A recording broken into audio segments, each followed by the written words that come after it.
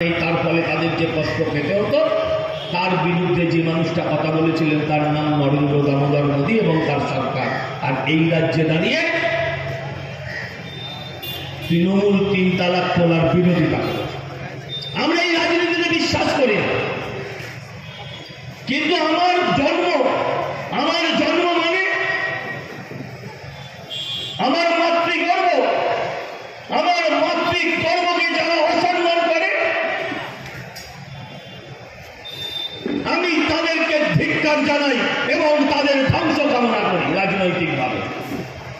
আপনি তো ভাবতে পেরেছেন যে হিন্দুর ঘরে যে জন্মেছে সেটা তার দুর্ভাগ্য, মুসলমানের ঘরে কেউ জন্মালে সেটা তার দুর্ভাগ্য, খ্রিস্টানের ঘরে কেউ জন্মালে সেটা তার দুর্ভাগ্য।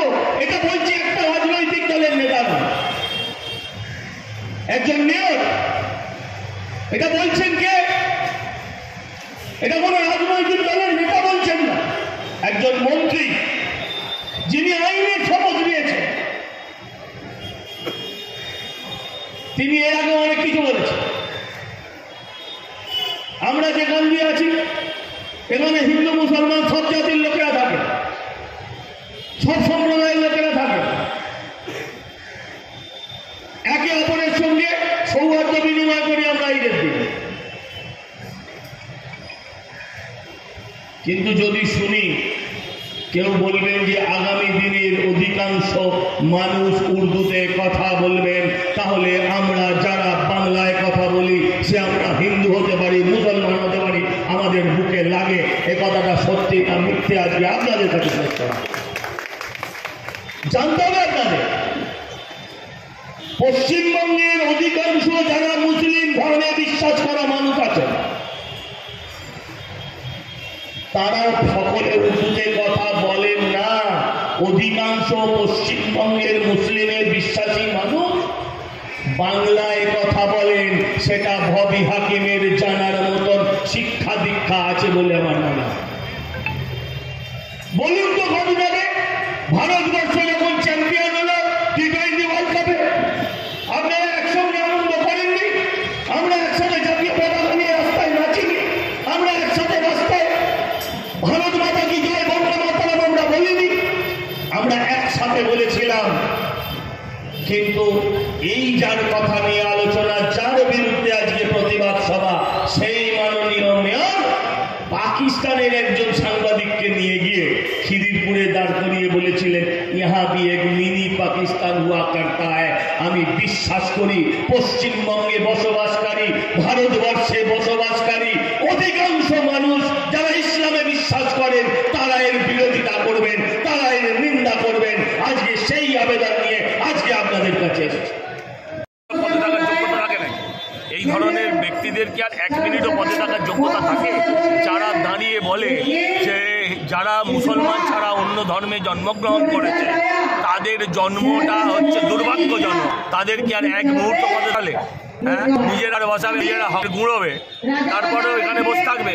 আচ্ছা, মেয়র বলেছেন, মুখ্যমন্ত্রী কি বলেছেন এরা ব্যর্থ। একজন ব্যর্থ লোক কেন বসে থাকবে? বলছে কাউন্সিলরদের গ্রেপ্তার করা হবে। আমার পাড়ায় যদি হকার বসে আমায় গ্রেপ্তার করবে? আবার কাউন্সিলরের দায় যে হকার বসবে কি বসবে না দেখা। কিন্তু ববি হাকিম এও বলছেন আমি দুর্গাপুজো কালীপুজোও তো করি। সেটা মিথ্যে, সেটা তো মিথ্যে। ওনার এক পরমাত্মীয় আমি শুনেছি হিন্দু ধর্মে জন্মগ্রহণ করেছেন, সেটা আবার ওনার দুর্ভাগ্য।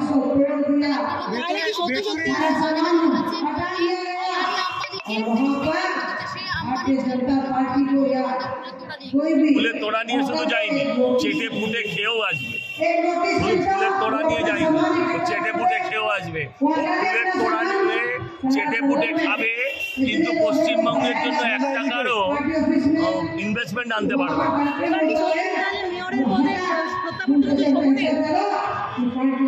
আবার ওখানে তো আবার বাই 1 গেট 1 এর ব্যাপার আছে। আমি কি করে বলছি?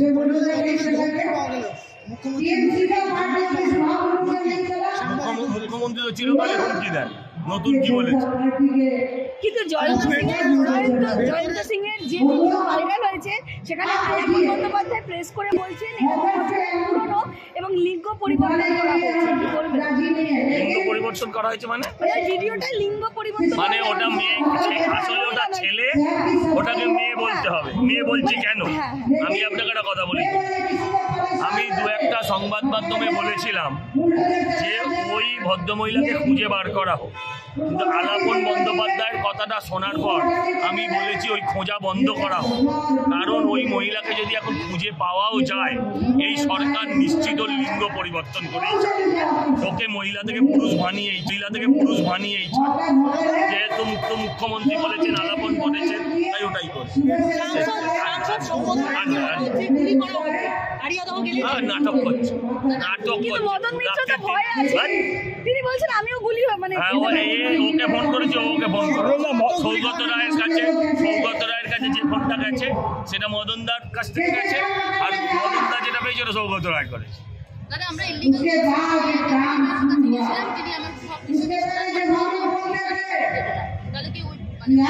বাইট দিলে তো ওনাকে মুখ্যমন্ত্রী বাইট করে দেবে।